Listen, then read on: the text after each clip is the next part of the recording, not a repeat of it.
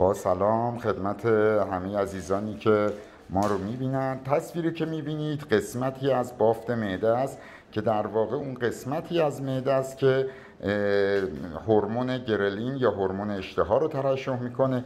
این بیمار ما بیماری بوده که با وزن 120 کیلو باند براش تعبیه شده، پاسخ نداده، عملا 5-6 کیلو بیشتر کاهش وزن نداشته.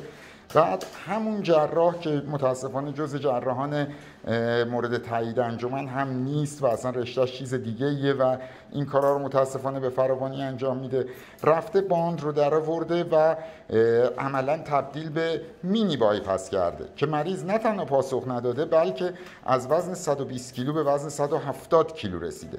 ما بررسی کردیم تا علت رو بفهمیم. خب همینطور که میبینید این قسمت اضافی معده است که در واقع در پوچ معده، یعنی اون معده‌ای که سر راه قرار گرفته به صورت اضافی در اونجا قرار گرفته شده، در حالی که معده‌ای که با سر راه قرار میگیره اگر بخوایم استاندارد در نظر بگیریم ببینید اینقدر هست، یعنی از اینجا تا اینجا.